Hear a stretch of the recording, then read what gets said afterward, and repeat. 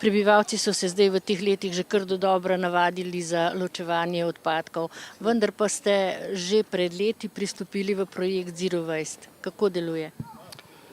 Ja, tako bi rekel, zadeva je vsak dan boljša. Zero Waste je zgodba, ki traja pri nas od samega začetka, ko smo se začeli ubadati z ločevanjem odpadkov.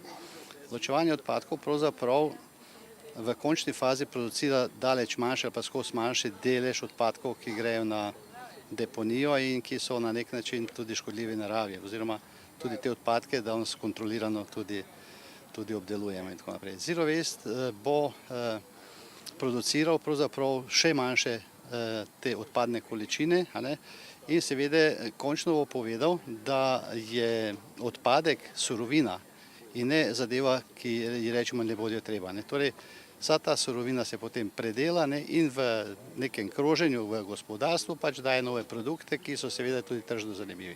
Kakšne so količine, ki se zdaj pri odpadkih, da niso več odpadki, ampak so manjši deli? Ja, to sicer ta statistika naša zelo dobro pozna, te podatki so malo različni.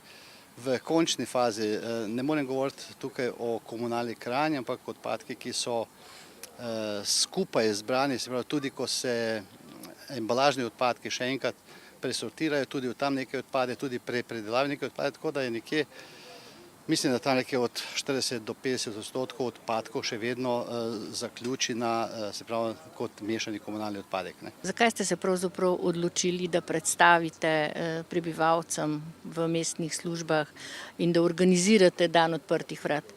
Vsekakor že samo ime mestne službe pomeni veliko, se pravi, mi vzdržujemo ceste, pogrebna dejavnost, javna snaga, tako da to so stvari, ki so vsakdanje za ljudi. Se pravi, lahko rečemo, da določene dejavnosti, seveda pač pitna voda, vse to je pač nujno potrebno, ampak te ostale dejavnosti pa ljudje dejansko vidijo, grejo v mesto, grejo po vasi, grejo naokoli, se pravi, pobiramo odpadke, vzdržujemo ceste, zimska služba je bila, tako da je bilo kar zelo aktivno letos. No, letos je bila zimska služba, je imela veliko dela na terenu, sneg nas je kar obilno zasul. Ja, lahko rečemo, tudi tista v mesecu marcu, ki je bila, tudi se je pokazalo, se pravi.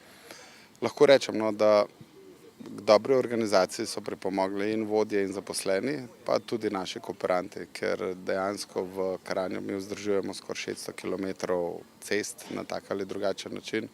Tako da to je velik obseg za našo službo, moram pa reči, da nekih večjih pritožb nismo imeli, bile so neke manjše, se pravi, ampak vemo, da prioriteta so glavne ceste, na to pa pač pridemo na stranske ulice, parkirišča in tako dalje. In kakšna je ekipa, ki deluje pri mestnih službah?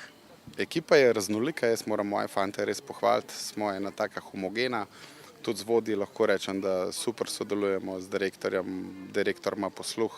Tako da moram reči, da smo imeli tudi v preteklih letih smo posodobili našo opremo, imamo nove kamione, novejše stroje, tako da lahko rečem, zdajle prioriteta nam je pa pač čiščenje ulic, to, kar je še ostalo od posipanja, se pravi pač pesek na ulicah, načeloma vse glavne ceste so že urejene, morda če kje kakšne stranske ceste. Urejevanje zelenic?